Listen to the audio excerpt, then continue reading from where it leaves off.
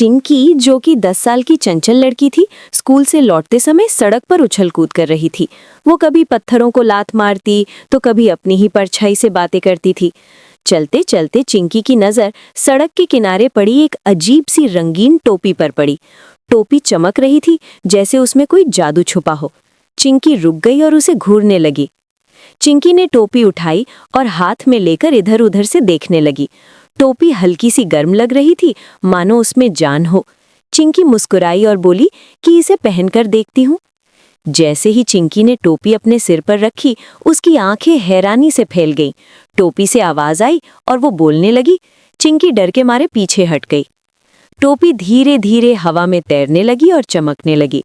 चिंकी कभी टोपी को देखती, कभी इधर उधर भागती। टोपी मजाकिया अंदाज में बातें करने लगी।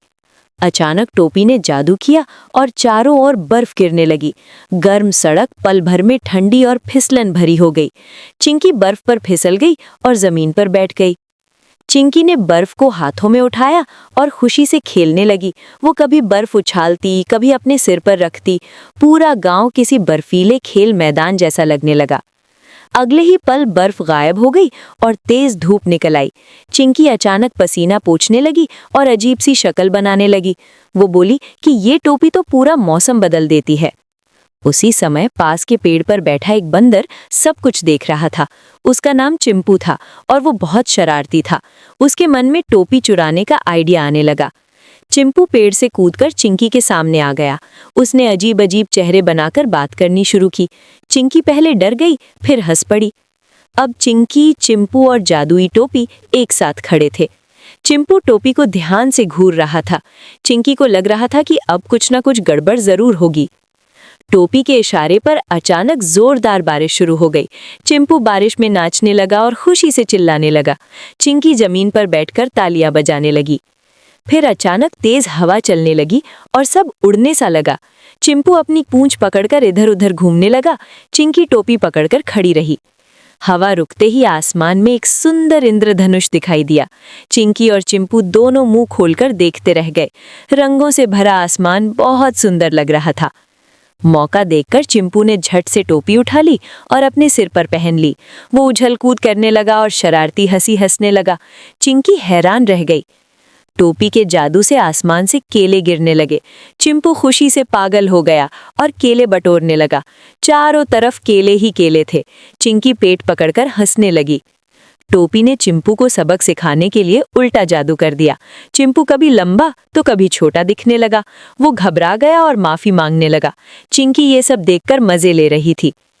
चिंकी ने प्यार से समझाकर चिंपू से टोपी वापस मांगी। उसने कहा कि दोस्ती में चीजें नहीं छीनी जाती। चिंपू शर्मिंदा हो गया। उसने टोपी धीरे से लौटा दी। तीनों ने मिलकर दोस्ती का फैसला किया। चिंकी ने हाथ बढ़ाया और चिंपू ने अपनी पूंछ। टोपी खुशी से चमक उठी। अब वे सिर्फ साथी नहीं, सच्चे दोस्त बन चुके थे। टोपी के जादू से स्कूल में अचानक बर्फ गिरने लगी। बच्चे चिल्लाने लगे और टीचर हैरान रह गईं। चिंकी मासूम सा चेहरा बनाकर खड़ी रही। चिंपू खिड़की से झांककर हंस रहा था। क्रिकेट मैच के दौरान अचानक बारिश और इंद्रधनुष एक साथ आ गए। खिलाड़ी समझ नहीं पाए कि खेलें या देखें। चिंपू ताली बजाकर चीयर करने लगा। पूरा मैदान हंसी से भर गया। चिंपू ने मंच पर मजेदार डांस शुरू कर दिया। टोपी मौसम बदल बदल कर शो को और मजेदार बना रही थी। लोग हंस हंस कर थक गए। चिंकी को अपने दोस्त पर गर्व हो रहा था। पूरा गांव जादुई मौसम का मजा ले रहा था। बच्चे बूढ़े सभी खुश थे। बीच में चिंकी, चिंपू और टोपी खड़े थे। ऐसा लग रहा था जैसे त्योहार हो।